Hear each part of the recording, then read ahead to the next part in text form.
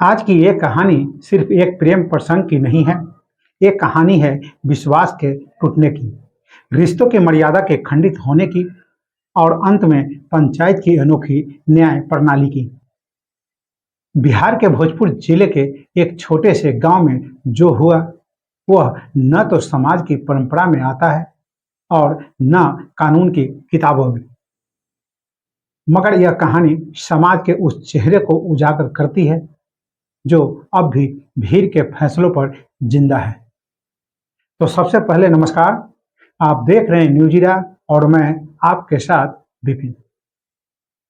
घटना की शुरुआत तब होती है जब मोहब्बत ने पार कर दी रिश्तों की सीमा। यह मामला भोजपुर जिले के तरारी थाना क्षेत्र के देवचंदा गांव का है। यहाँ 24 वर्षीय युवक दिलीप कुमार और एक शादीशुदा महिला रानी देवी के बीच पिछले 2.5 सालों से प्रेम प्रसंग चल रहा था।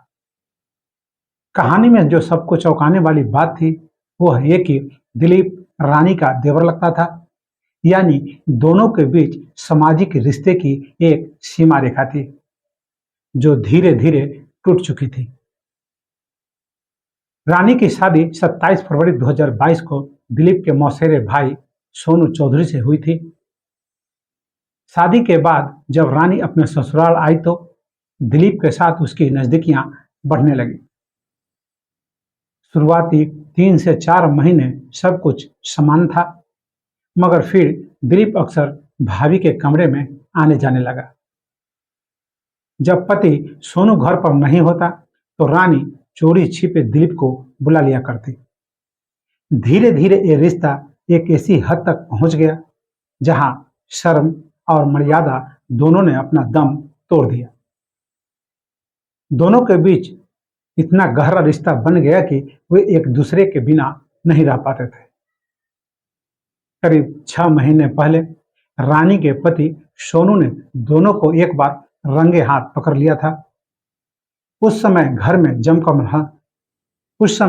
जमकर हंगामा हुआ। बहस और झगड़े के बीच दिलीप ने रानी से वादा किया, तुम मेरे साथ चल, मैं तुझे वो हर खुशी दूंगा जो तेरा पति तुझे नहीं दे सका। इसी भरोसे पर रानी अपने मायके कोयल गांव लौट गई, लेकिन प्रेम का सिलसिला नहीं रुका। दिलीप अक्सर चोरी छिपे कोयल गांव जाकर उससे मिलता रहा। रानी अब दिलीप के साथ शादी करना चाहती थी, मगर दिलीप धीरे धीरे पीछे हटने लगा। जब भी रानी इस बारे में बात करती, दिलीप बात को टाल देता, लेकिन रानी अब भी उसे खोना नहीं चाहती थी। मंगलवार की सुबह जब रानी के घर सभी लोग खेत में काम करने के लिए गए हुए थे, रानी ने दिलीप को बुला लिया। दिलीप अपने एक दोस्त के साथ वहां पहुंचा। दोनों एक कमरे में बैठकर बात कर ही रहे थे कि गांव के कुछ लोगों को इसकी भनक लग गई। गांव वालों ने बिना देर किए लाठी डंडे लेकर लड़की के घर को चारों तरफ से घेर लिया। दरवाजा को खुलवाया गया और दिलीप को रंगे हाथों पकड़ लिया गया। कमरे से बाहर निकाला गया तो ग्रामीणों का गुस्सा फूट पड़ा। मारपीट शुरू हो गई। दिलीप को बीच सड़क पर पीटा गया और पूरे गांव में तमाशा बन गया। क्या ये हमारे गांव में होगा? भाभी के साथ देवर रंगलिया मनाएगा? एक बुजुर्ग की आवाज भीड़ में गूंज उठी। हंगामा की आवाज सुनकर गांव के बुजुर्ग, पंचायत सदस्य और अन्य ग्रामीण वहां इकट्ठा हो गए। पंचायत की बैठक बुलाई गई। दोनों पक्षों को बुलाया गया, जिसमें रानी का पति सोनू, दिलीप के माता पिता और रानी के परिवार वाले को।